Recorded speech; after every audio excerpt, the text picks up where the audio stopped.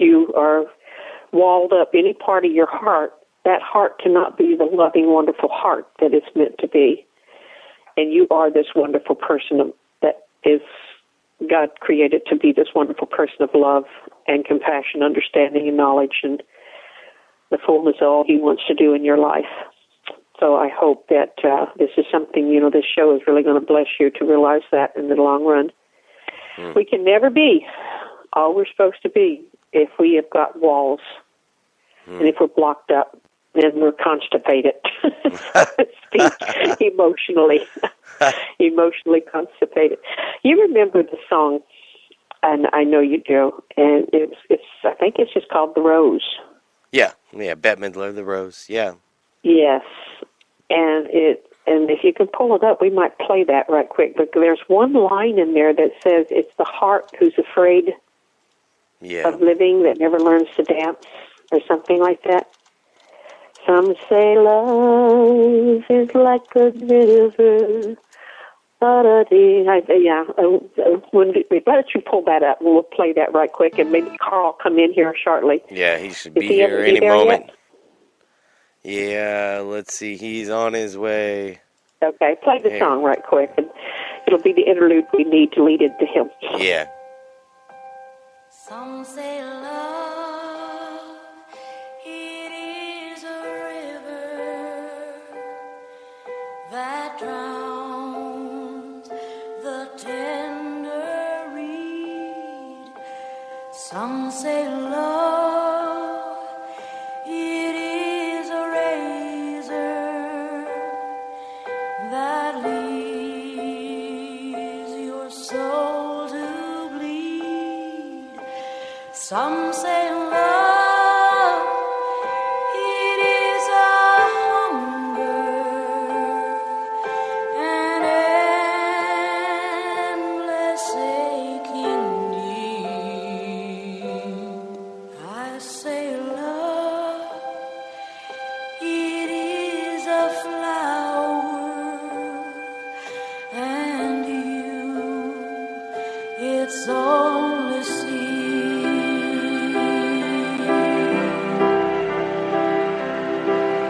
It's the heart afraid of breaking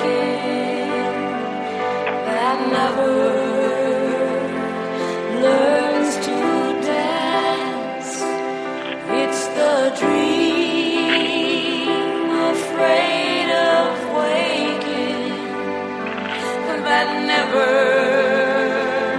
takes the chance. It's the one who won't be taken, who cannot seem to give, and the soul afraid of dying that never learns to live.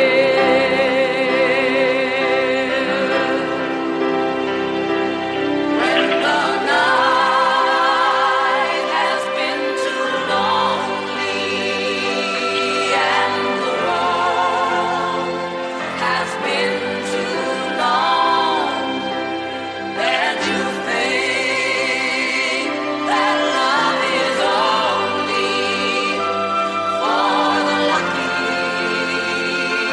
and the strong. Just remember, in the winter, far beneath the bitter snows,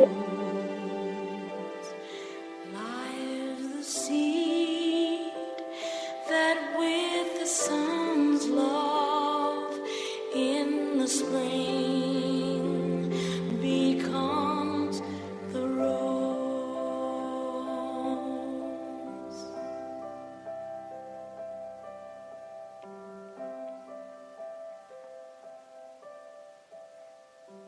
Amen.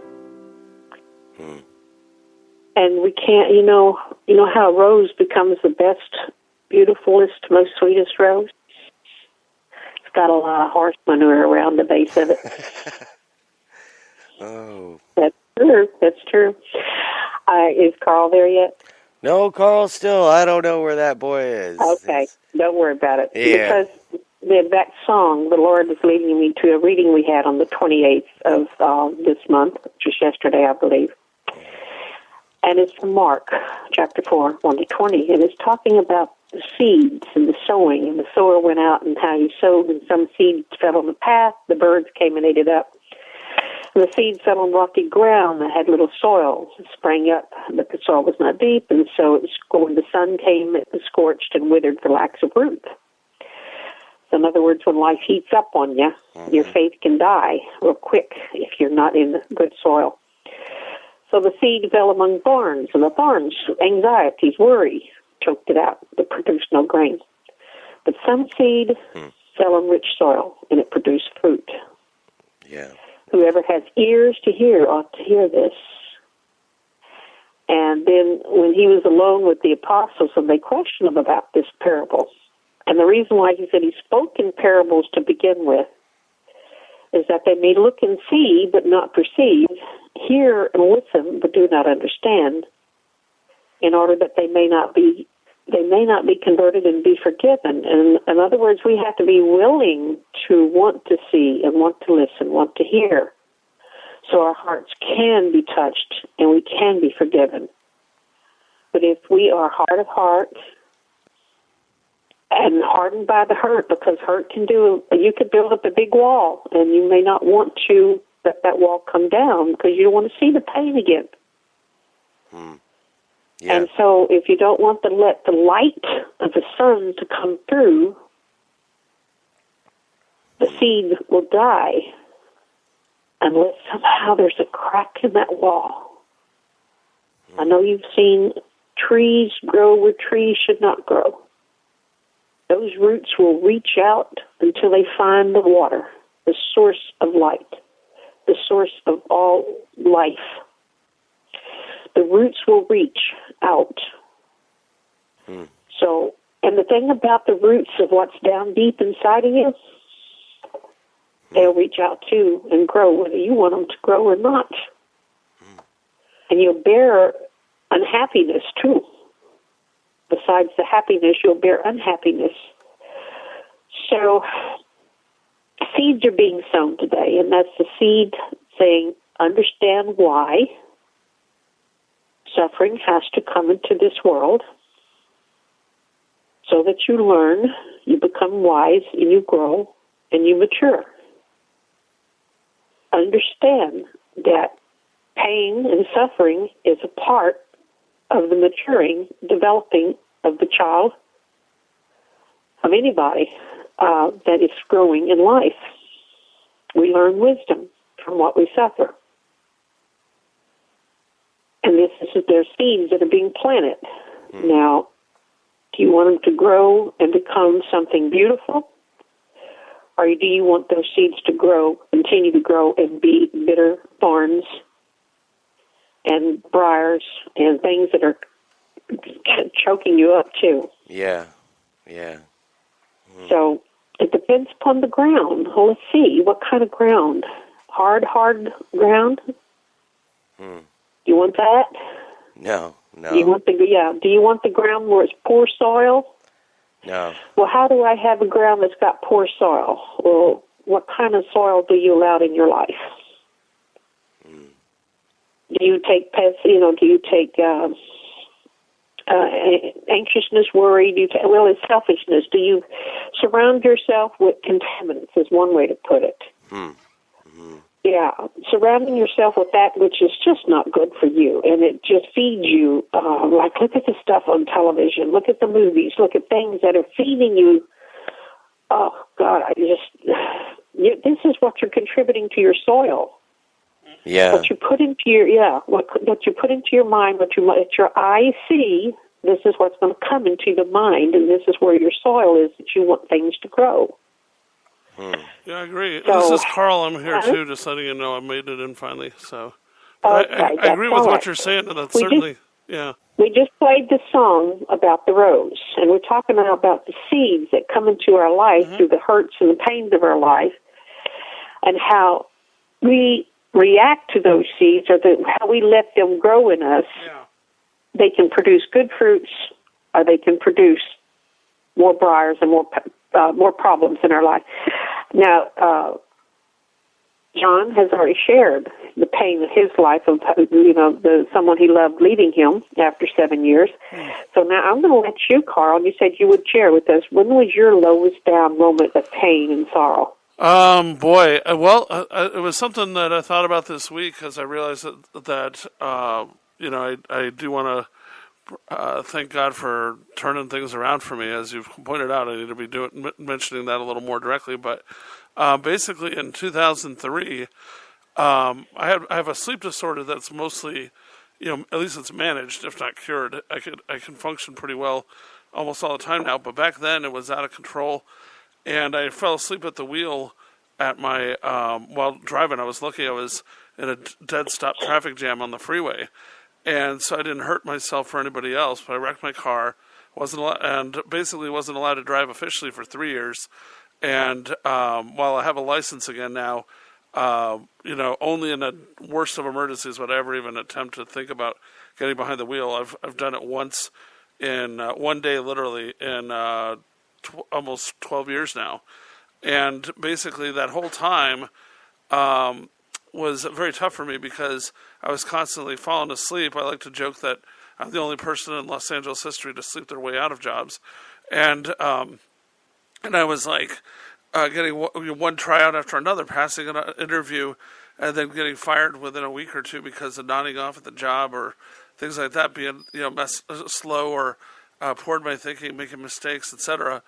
And so it was just very frustrating. I was barely able to keep anything together, and I was lucky that somebody taught me how to get a hold of a few thousand of in my unemployment account left over from before I moved from Illinois, and so that's what basically kept me from having to totally move home or be on the streets, was having that extra few thousand and just working the most minimal kind of jobs I could at that point because I couldn't keep anything that was worth anything. And it was just very frustrating, and I was cranky and angry all the time, which still is a fault of mine sometimes, I'll admit, but it was like a nonstop problem. I was losing friends. Nobody would go out with me more than once because it was just, I was cranky about everything, because imagine being tired for a day or two, much less a week or two, or this was 3 years at that point of being sick. And it was just, I was a wreck. Everything was falling apart. And then basically, I look at it now as a test of, my will and how much trust do I have. Because I used to be somebody that, I always said, oh, I'm Catholic or I'm Christian, or paid a lot of lip service to it, but I never really felt it that deeply until I went through all this stuff.